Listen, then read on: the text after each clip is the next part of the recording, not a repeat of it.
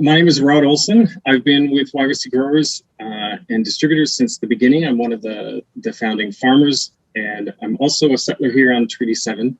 And before we begin, we do want to acknowledge the land that we are on, which is Treaty 7 land, which is traditionally the territory of the Kainai, the Piikani, the Siksika, the Tsuut'ina, and the Stoney Nakoda, the Wesley Bearspaw, and also the Chiniki Nations. And it is also home to the Métis region of the Treaty.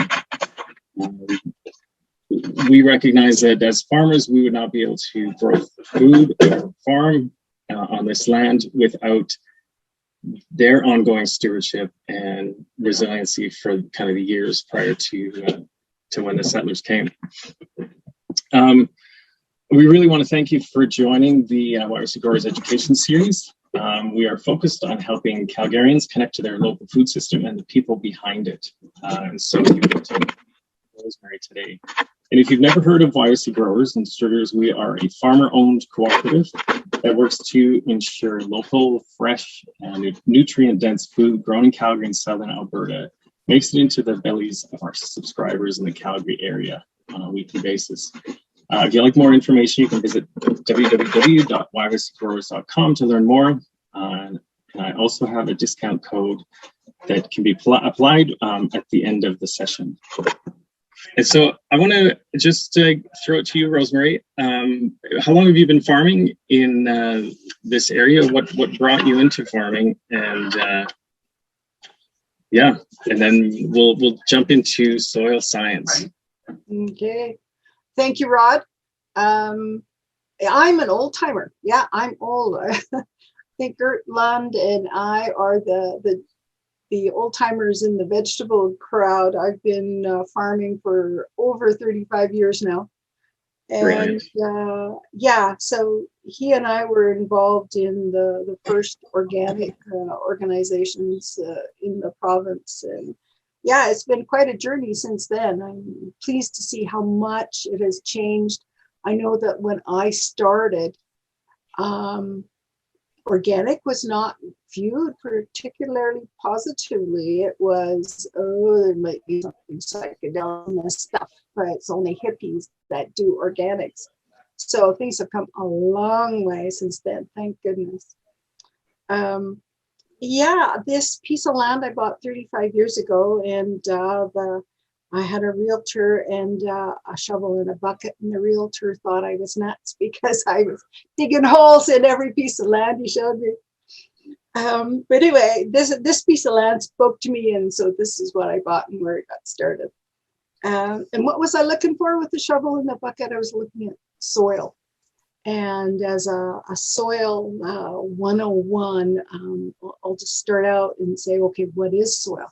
So it's the composition is basically air, water, pulverized rock, microbiota, and plants. The rock portion, they kind of roughly divide up into 3 different types. So it's sand, it's a particle that's visible to the naked eye, so it's round and it's inert. Silt is kind of in between sand and clay, and then there's clay. So by comparison to sand, clay is tiny. It's microscopic, actually. It tends to be plate-shaped, has angular edges, and it's highly charged, highly negatively charged. And organic matter is also negatively charged, and both those things attract important minerals for plant metabolism. So calcium, magnesium, potassium, iron, et cetera, et cetera. And so this capacity to hold cations is called cation exchange capacity, and it's a measure of quality of the soil. And you don't need to know all these numbers. You just need to look at the soil. The darker it is, the better the quality is. So more organic matter equals darker, and darker equals more a cation capacity or holding capacity. So that's the basics of soil. And probably the most important part is actually the organic matter. It's the microbiota and the plant, and that's actually a cycle. And the plants actually generate the microbiota, and the microbiota enhance the health of the plant. So it's a loop that feeds on itself. So that's basic soil 101.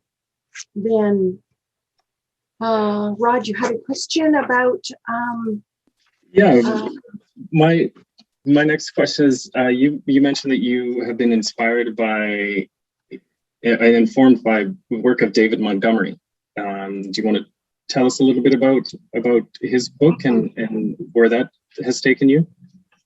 Okay, yeah, so that's a natural lead in. Okay, soil, that's what it is. And probably the rest of what I'm going to talk about is how important soil is. We would not be on the planet without soil. So and this is a terrific read. If any of you want some summer reading, this is at Dirt by David Montgomery. Really well written and profound. His book chronicles the rise and fall of various civilizations through time.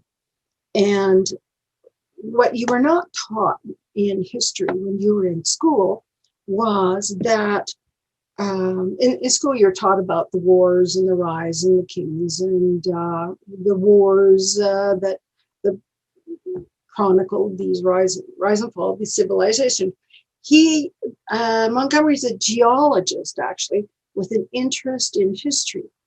So he was looking at the soil profiles, and by combining the written history with soil profiles, he came to the conclusion that the great civilizations arose on good soil, and it was feeding people. The population expanded. We got to a societal structure where not everybody needed to farm, and so then there were artists and musicians and people who could manufacture goods, because they didn't all have to be involved in subsistence farming. So then he chronicles that actually we humans are kind of like ants that denude everything about them. So almost all of this is blamed on the plow because it disturbs the soil so much. It stirs it up and it destroys the structure that the microbiology in the soil has built for itself. And it leaves the soil open to erosion, wind and water erosion, that eventually blows or washes the soil away, and then the soils are not productive. And when people don't have enough to eat, they get grumpy. That's when the wars start. And the war is an indication of the decline of the civilization. So one of his illustrations, which I love, was the one in the Middle East. He described that there actually was a Garden of Eden. It really did exist. And it was, in fact, the area between the Tigris and the Euphrates River, and in what is now Jordan and Syria. And in Abraham's time, he came from the city of Ur, U-R. And in Abraham's time, Ur was a seaport. And now Ur is 150 miles inland. All of that topsoil from the Caucasus Mountains south is now laying in the bottom of the ocean. And you've seen the news feed from the war in Syria. There's nothing there. It's desolate. You know, it's far from the Garden of Eden that it once was. And it's all because of soil erosion. And so and he has gone through the Chinese and Indian and all kinds of illustrations showing how soil erosion is impacting us. And even in the US, okay, this is new soils. The US was really populated by Europeans in the 1700s. And so it's only been a couple of hundred years that those soils have been farmed intensively. And the Mississippi Delta is a problem.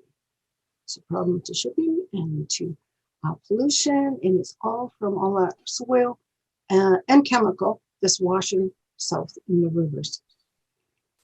So wow, that's huge. It's huge. It's just, yeah, it's scary huge. Yeah, that's right. Yeah. So so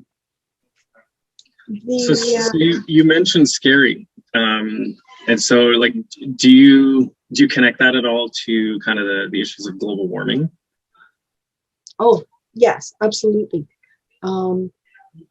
The plants are carbon. The microbiota is carbon.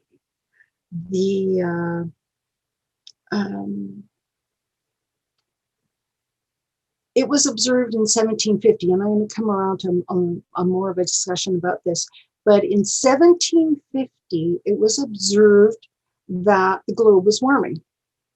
The steam engine wasn't invented until 1780. So we are blaming the carbon problem on fossil fuels. And I don't think that's legitimate. I think it has a role to play, but I think the percentage is maybe around 20-30%. I think the majority is it due to agriculture. So what was happening in 1750? There was basically, most of Europe was denuded of its great forests. The wood has been built, was used to clear for land, build buildings, used for fuel. At that time, they were also using coal. And there was also, most of Europe that could be farmed was farmed.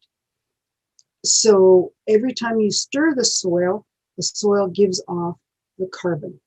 Every time you burn wood, you're giving off carbon. And so that has been generating carbon in the air since 1750. So I think that really we have agriculture to blame, and that's reversible. We know what to do. We need to rebuild soil. We need to be planting trees. I love that, Rosemary. That's fantastic. Yeah, tell us more. Well, in 1550 to 1750, there was this little ice age, and particularly in the northern hemisphere, and it wasn't uniform over the globe, but it was particularly noticed in the northern hemisphere. And there's an interesting theory that's been put forward by Ruderman. He's a paleoclimatologist out of University of Virginia. And he was looking at how the Americas have changed. So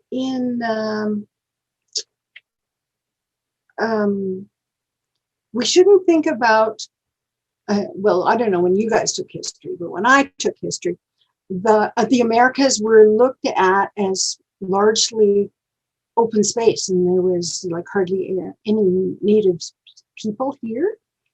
But in fact, 3 of the largest cities in the world were in Mesoamerica in the time of about 1490s, when Columbus discovered, quote unquote, America in 1492. At that time, 3 of the largest cities in the world were in Mesoamerica.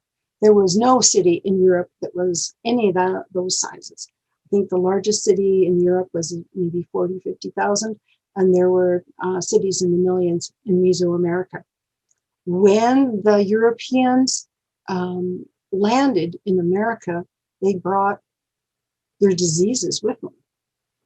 And so the number of diseases was like legion, like smallpox, measles, the flu, bubonic plague, diphtheria, typhus, cholera, scarlet fever, chicken fever, the list goes on.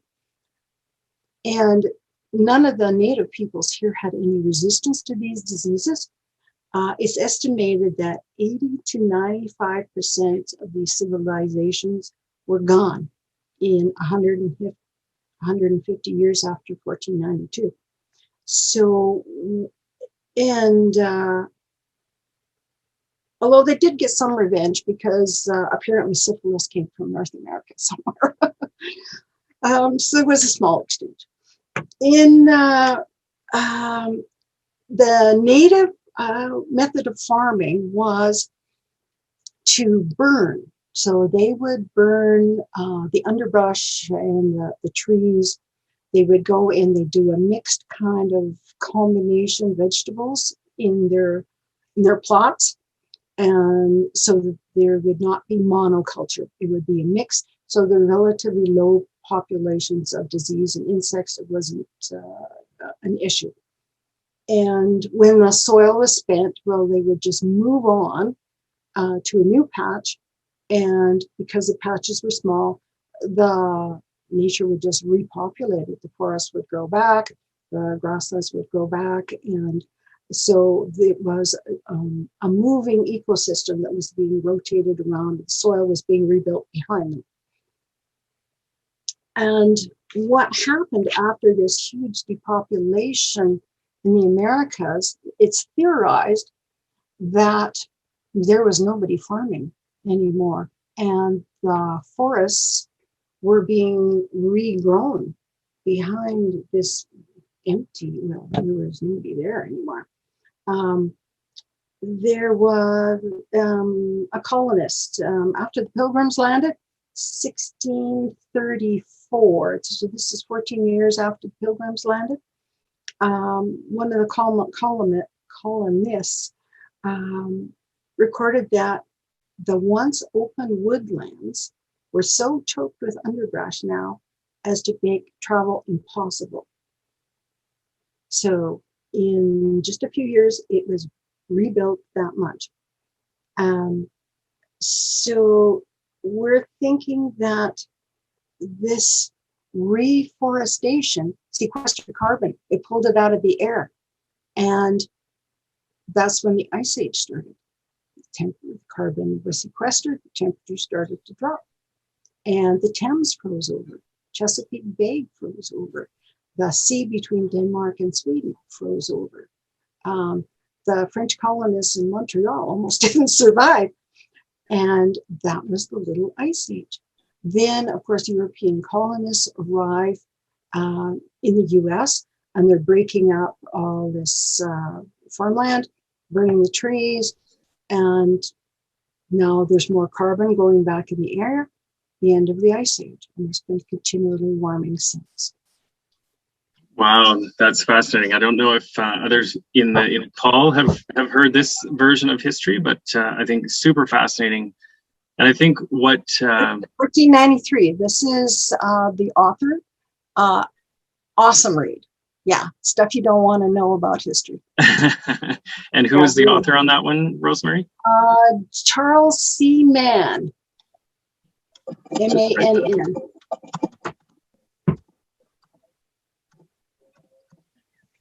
Yeah, and so what you're saying then is that you think agriculture has a bigger role to play in the carbon in the atmosphere, and therefore the excess carbon with the global warming, which of course we're getting into fire season, and we know that too much carbon in the atmosphere just makes us like a tinder box, and so it's very important for us to kind of be doing what we can to kind of sequester that carbon down.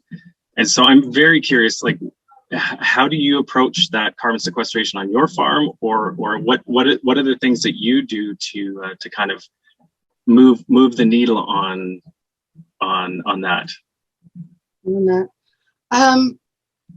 We have planted shelter belts and continue to plant shelter belts around the farm, both to create a microclimate and so a shelter belt, for those that maybe don't know what that means. Oh, sorry. A shelter belt is we do multiple rows of mixed trees and shrubs, so that it creates wildlife habitat, and two, it blocks the wind and makes the area behind it more sheltered. It causes snow to drop behind the shelter belt and trap some moisture as well. Brilliant. Yeah. So planting trees. What else do you do? Well, we are root vegetable specialists, and that is really tough on the soil, especially potatoes, because you're digging it up, you're forming hills, and so it needs to be light and fluffy to throw up the hill. Then you go and you dig the potatoes, or you lifted up the soil, you've shook it hard and dumped it back on the ground. That's incredibly tough on the soil. So what we do is we kind of try and say sorry, and then the next 3 years or 4 years after that, we plant a permanent cover. We try and do a mixed field of hay behind it. So it'll be alfalfa, sandpoint, a vetch, a clover, a couple of kinds of grass, so that there's some diversity in it, and let that heal the soil before we want to attack it again. And we're we're hoping to kind of stabilize our soil that way. And we try and do at least 3 years between potato crops, so that, well, two things: potatoes have a million diseases. And so try and space out the crops and allow the plants to put as much back in the soil as they possibly can. And why so many varieties? There was an awesome presentation that Jill Clapperton did. She's a soil scientist. She used to be at the at the Lethbridge Research Station. And she's a consultant now, making lots of bucks in the US. And she chiefly works with grazers, and she did a presentation. She came with slides, and they took a backhoe into a pasture, and they dug a hole, and so she had slides of the soil profile that they had dug, and she said, okay, this is a 2-species mix. It's basically brome and alfalfa, and it's the standard mix you see in a cattle pasture. Yeah. And so you could see the soil profile, you could see the roots, how deep they went, and she had some numbers for the biota. And then she said, okay, this is what happens when we go to a mix like nature does it. Okay, this is a 20-species mix. So next slide. Whoa. The roots are almost solid and to twice the depth. And the numbers for the biota isn't 1,000 times more, it's 10,000 times more. That is the way that nature builds soil. Okay. All these guys who think that cattle are bad, okay, you got to go 180 from this. Eat beef. The cattle have a natural symbiosis with grasslands. Like the bison were here building soil with the grasslands for centuries. They weren't degrading it. There was no problem with carbon when the bison were here. What happens? The bison come through and they tug on the grass, and that stimulates the grass to grow more roots. Then they poop on it. They piss on it. Their hooves are knifing it in. And that stimulates the grass to grow more. And then they move on. They don't come back for maybe not until the next year, and certainly not until maybe they're doing their southerly migration. So it's months later, and the grasses have time to recover, and they are so beneficial.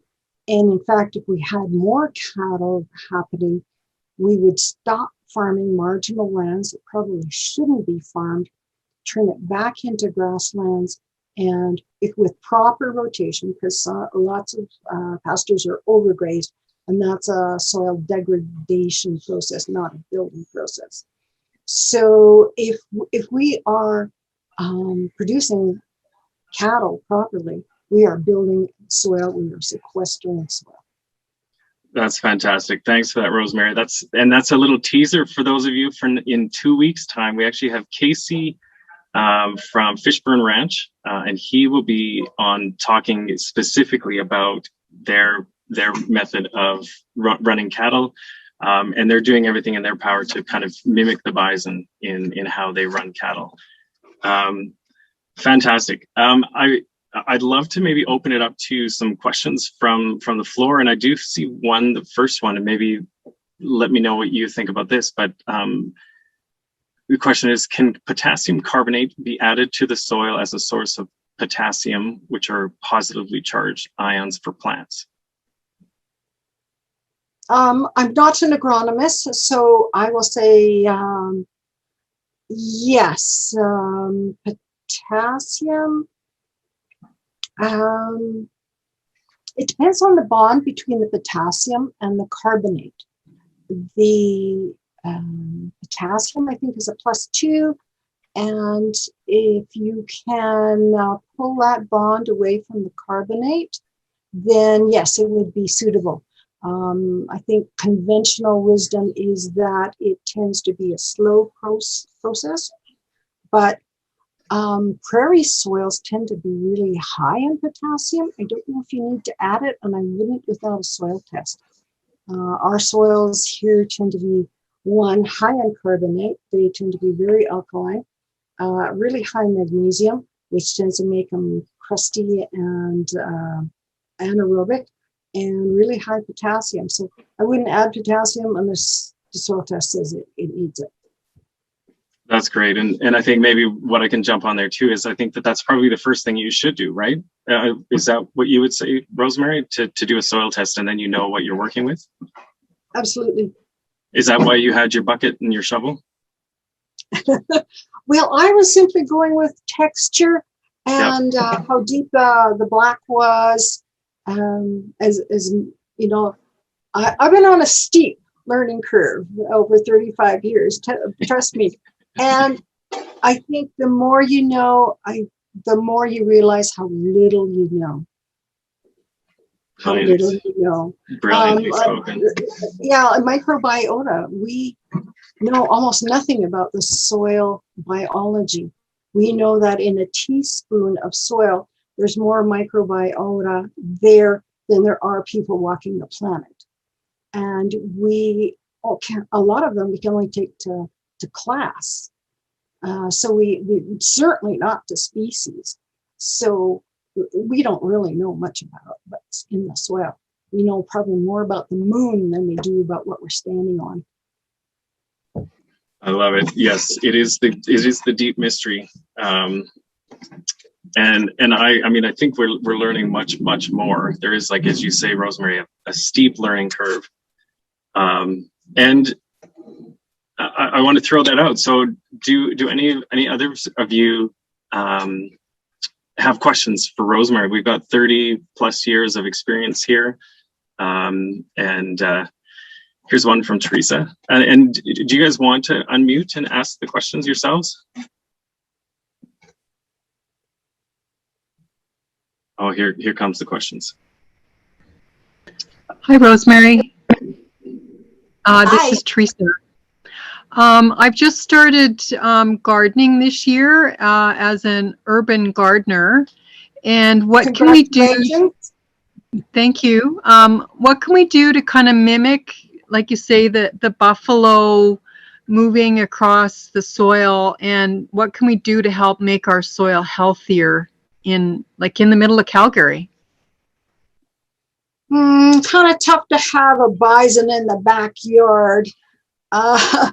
I think your best bet is to start making compost from your household waste. And you can do a number of ways. Compost is built really slowly in our climate. It tends to be too cold and too dry. And what I would recommend is kind of the John Juvens method, where you trench in your garden, put all your household waste in the trench and bury it over, then you plant there next year. So you have a series of trenches moving across your garden, and your garden is planned, so you're trenching and then gardening every other year in that spot. And that will gradually build up your organic matter. The other thing you could do is just bring in worm compost. That's anything organic at all is a plus. Like, you can't, it's almost impossible to overdo it. Yeah, awesome. And we do have vermicompost available on the YYC Growers website, because we also believe pretty strongly in that as a source to kind of kickstart your good whatever. Yes, whatever and worm compost comes with its own set of microbiota. If you have terrible soil, which is what most people start with, because when a building development goes up, the first thing they do is scrape off the black dirt, and then you're left with the clay underneath or sand, whatever it is, and you've got to rebuild. They'll put back just enough to grow your level of grass. So that's something really important to keep in mind. Another question here from. Oh, sorry. Sorry, I've been to Cuba on a farmer's tour and toured some of the growing operations there. And holy cow, it's so inspirational. When the Americans blockaded Cuba over the Russian missile crisis, the Cubans were depending on the Russians for a lot of their food. They were basically monocropping sugarcane and shipping that to Russia. So all of a sudden, they had no food production that was ready to rock. The average Cuban went down to like 800 calories a day. And so they had to jumpstart things. What are they going to do? Because they couldn't even get fertilizer from Russia anymore. Right. So what they were doing was, what did they call it? Organoponicos,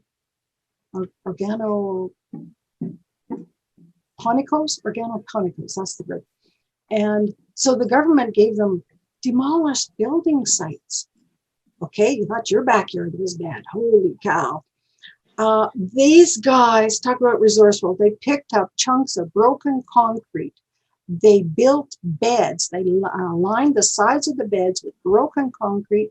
They followed the horse-drawn carts in the city, and they hung bags behind the horses. They collected the manure, and they started building compost and filling these beds and collecting rainwater and running it through drip tubes through these beds. And it was extraordinary how productive they were. And by the time we visited them, like in the early 2000s, they were so sophisticated. They had scientists with a microscope checking how their compost was made. They were living under thatched houses, but they had poured concrete pads with a metal roof to make their compost in. They knew what was making them money, and it was the compost. They had a scientist with a microscope testing the compost to see what the quality was, and they were, the scientist was under a thatch roof, but she had a state-of-the-art microscope. Brilliant. Yeah, lots to learn from Cuba. I'm actually thinking that might be a good, because I know there was a bunch of the local farmers that went down on that tour, and maybe we could have like a, what did we learn from Cuba conversation on a Friday. Anyways, there's a question here from Cassandra. Do you want to unmute, or do you want me to read that through? Actually, I'm not going to see your, okay, Cassandra's got a couple. I'm going to read the first one. So she is wondering about her backyard garden and how to think about it in a regenerative manner. She uses raised beds and a greenhouse, and would love to know the best way to prep for winter to set up success for spring next year. Maybe the specific question. So she wants to be able to set up for success in spring, but also wants to preserve the soil microbiology in her yard. Any advice? Well, you're probably a good one to answer that too, Rob. I would say we live in a tough climate. The shifts through the winter, the temperature goes up and down, and it warms. The plants think, oh, maybe it's time to grow, and then it freezes again. The sap starts to run, and then it freezes again and splits the trunk, and on and on and on.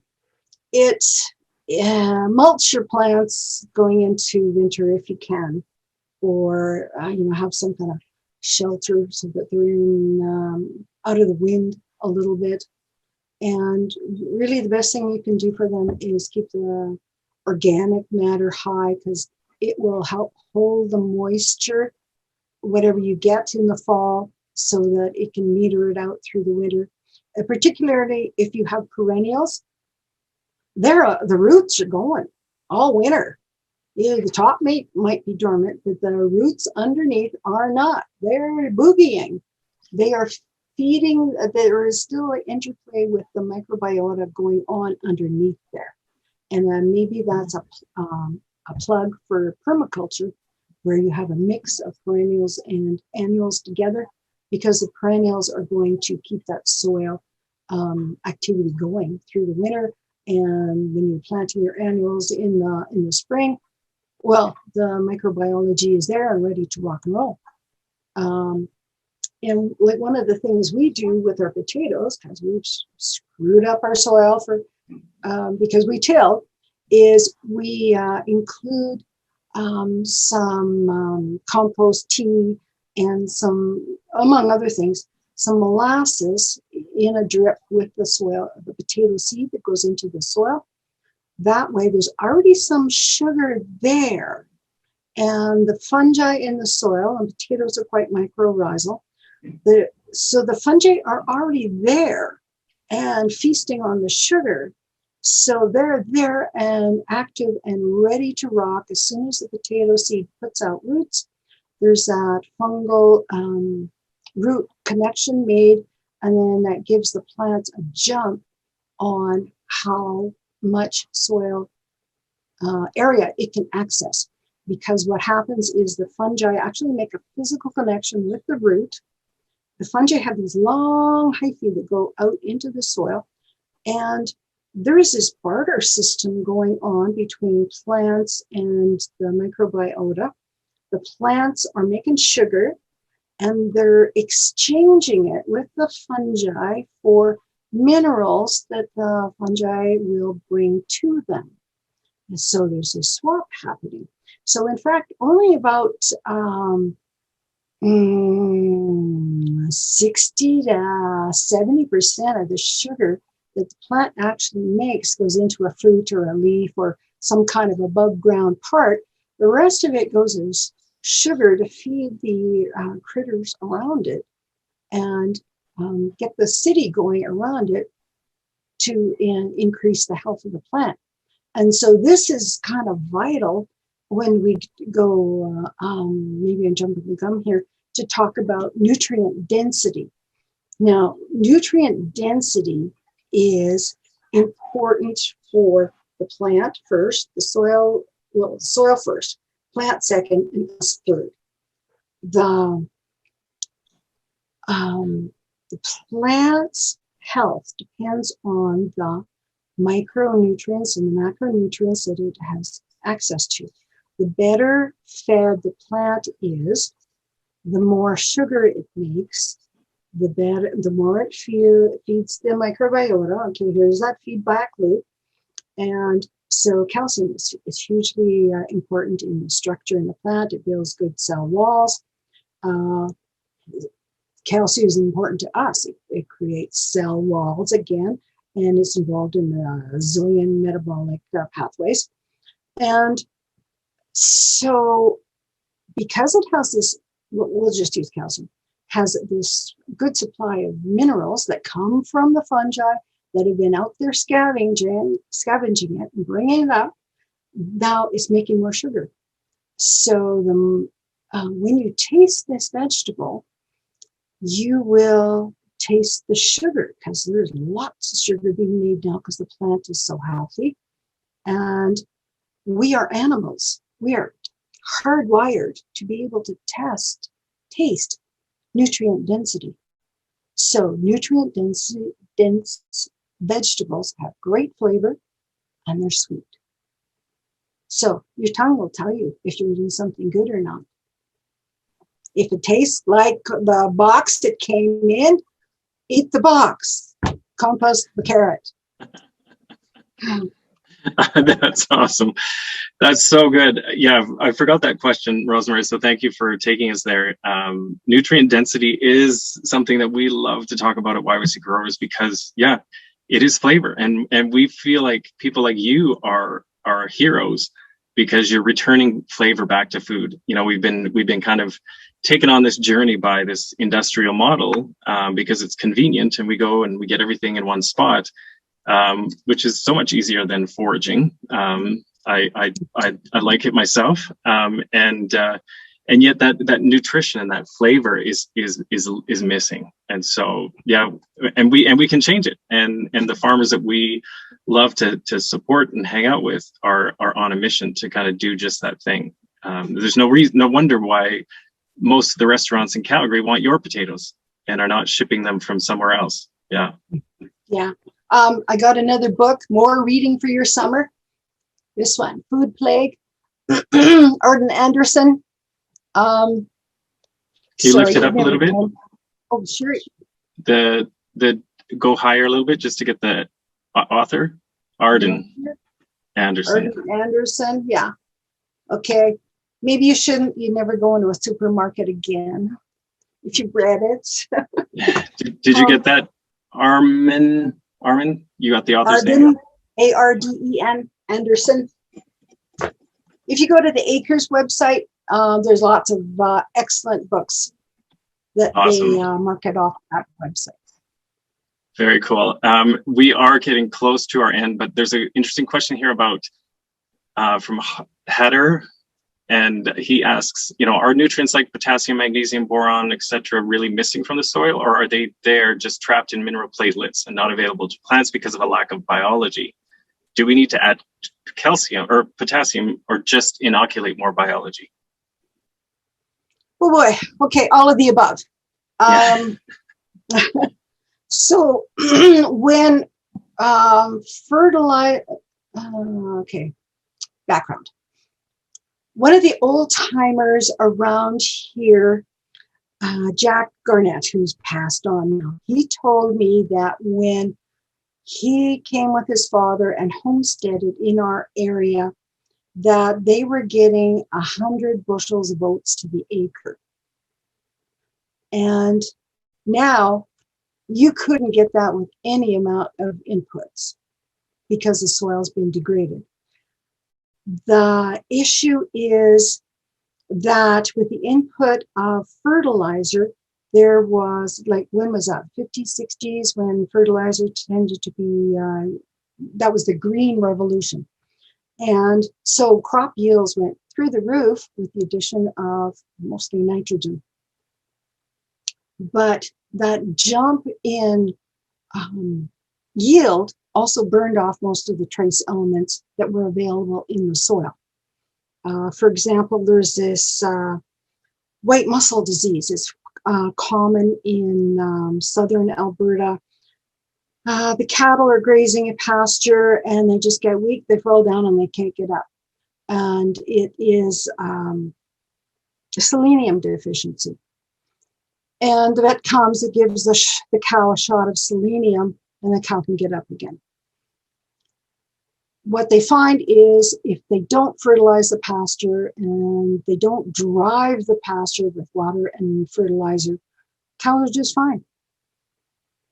It's only when they're driving the soil beyond its nutrient balance, its mineral balance, that all of a sudden what it's producing is empty.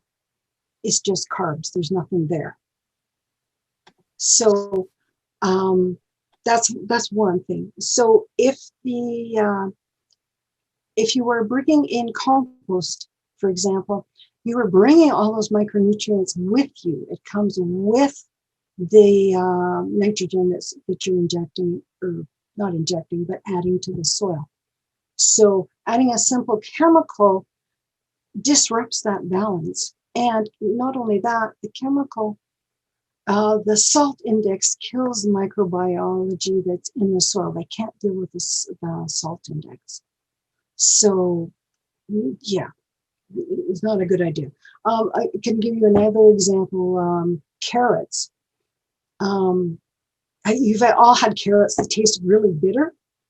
Okay, so carrots have a chemical in them, terpenes, that they use when they're under stress, and they put out this bad tasting chemical just under stress.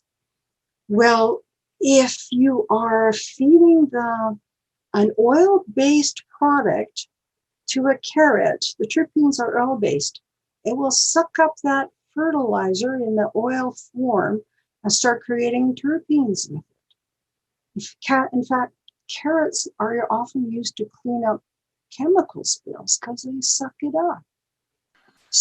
Wow. So you really don't want carrots that have been grown under a fertilizer and herbicide. Those are all oil products. The carrots are sucking them up.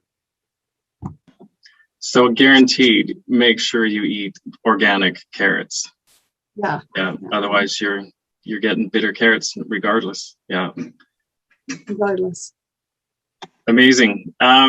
Christy, I see you recognizing no-till gardening, and we do have Michael Gavin, who's a dedicated no-till farmer, and I think we've already had an interview with him. And you're bang on. When you rototill, it wakes up the weed seed bed that's in the ground, and those weeds, those weeds are actually the heroes of the day, because when you cut up the soil, it's like a gash on your skin, and that's bleeding, and so the weeds are actually like the Band-Aid that comes and protects that skin from bleeding. But yeah, they're definitely everywhere as soon as you start rototilling, and you're right, it damages the microbes. And I just want to reiterate that, Rosemary, the chemical fertilizers also damage those microbes, and so like, no wonder we are losing carbon from our soils in the industrial system, because it's actually destroying that microbial life. And so those microbes at microscopic level are also carbon, and that's just getting released back into the atmosphere. We have another question from Cassandra. I'd love you to try what Rosemary is saying in terms of your compost, to do a trench of compost, and then so it is one time you dig. Actually, maybe this is something to address. So Rosemary, you're fully aware that your potatoes and how potatoes are grown wrecks your soil, but you grow potatoes anyways. And so you recognize, okay, there's ways that I can balance this. And so maybe that's something that can help our backyard gardeners who, okay, we now know what the pinnacle is. Don't till, protect the soil, build the soil. But if I want to grow root crops, because there's nothing better than a homegrown carrot, what can I do, or how do I balance these competing kind of priorities? No, yes, it is a balance. I asked that very question of Jill Clapperton. She said, eat beef. So what we do, we have tried no-till potatoes, and because we are large enough, we really got to do machine harvesting. And it was the machinery that was the limiting factor. It could not handle the increase in plant matter that was there. So what we have, the next step we've gone to is, when we do a hilling pass, then we also seed behind it. So while we're tilling and disturbing the soil, then immediately in that pass, we'll also plant a variety of peas, vetch, mostly legumes behind it, buckwheat. So the soil gets covered again rapidly, and then the plants are trying to mitigate the damage that we've done.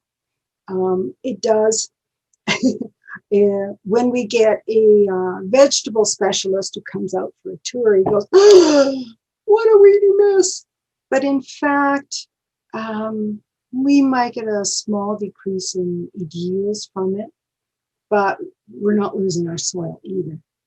I read the Federal Department of Agriculture has decided that the loss of 1/4 of an inch of topsoil a year is acceptable. Well, the prairies have mostly only got 4 inches. Do the math. Okay? You don't have to have brains, I guess, to have a PhD. I don't know. Yeah, that's terrifying, and it's a diminishing resource, and so we have to do everything we can to build it back. And there's a couple questions. So I just want you to clarify this kind of trenching method on the compost before, and then there's a question here about Three Sisters, and those will be our last two questions. And then, so yeah, can you go through, like, so when you say trenching, you're saying dig a trench, how deep? As deep as you want your soil. So go down into the, I love it. I love it. Go as deep as you can. Have a cup of coffee before you go, so you've got energy. And leave it open while through the season, and that's your compost dumping spot. Exactly. And as soon as the trench is full, push the soil back over it, keep it moist but not sodden, so that there's some moisture in there. Because when you water, what that does is it pushes all the oxygen out. Right. And that's kind of nature's way of exchanging air and water in the soil. The plant and the microbial activity, they breathe off CO2 as we do. The rain washes that CO2 out of the soil, and then when the soil dries out, it brings oxygen back in. So you want to have it moist but not soggy. Right on. So Shelley and Cassandra, that's your game plan for the rest of the season, and then make sure it's marked out. And then I would probably make sure you got about this much soil on top, and then you could plant a leafy crop in there next year. Would you say? You'd be surprised at how degraded what's in there is. Beautiful. Would be surprised. Yes, especially if you were, say, to grow carrots, because you get these, the carrots would love it because the soil's all loose. And by the time you go to dig the carrots, you won't find very much left of your compost. Right on. I love that. I would put leaves onto my backyard gardens in the fall. I try and stay away from the poplar, but it was always, that was my measure. So I was at that point still rototilling that in, because I was in a process of building my soil. And so when I would come in the spring, if that leaf material was gone, I knew I had good microbiota, lots of good, microscopic livestock is what I called myself a livestock farmer, not a vegetable farmer. It's just my livestock was microscopic. I love that cartoon. I forget who did it, but he put out this little caricature of an earthworm, and below it he had a month. Nice. Awesome. And then one fun question here from Trisha. She said, I started a Three Sisters style garden this year. I really like it. Can I do this annually, or should I take a break and do something different?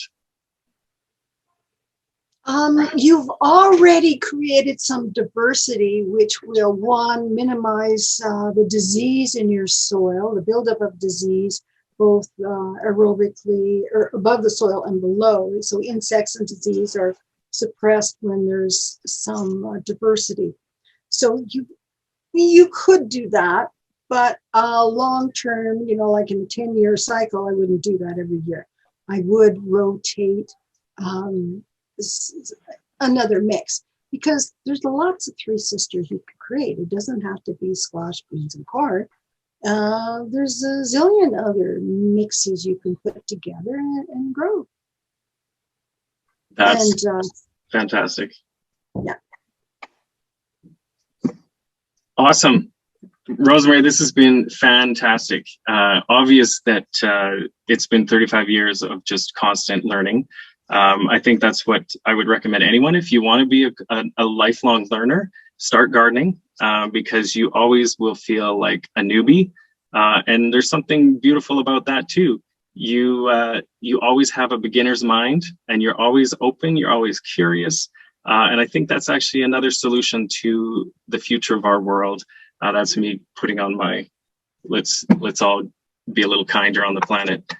But yeah, if anyone wants to, I just posted the website there, YYCgrowers.com. That's where you can find all of these great products grown by people like Rosemary. And the code is, I'm actually forgetting, and I'm hoping there's some of my fellow staff on that remember. It's either education or YYC education? I didn't have time to wait till you get to be my age. Louis, are you still here? Or someone that's maybe been on a previous one. Do you remember what it is? This is the hiccup between transitioning between myself and Kelsey. What I will do, because I know you can make it up. Yeah, I could make it up. Education YYC. There we go. And if it hasn't been created, it'll be created now. So this is the new one for the Rosemary soil conversation.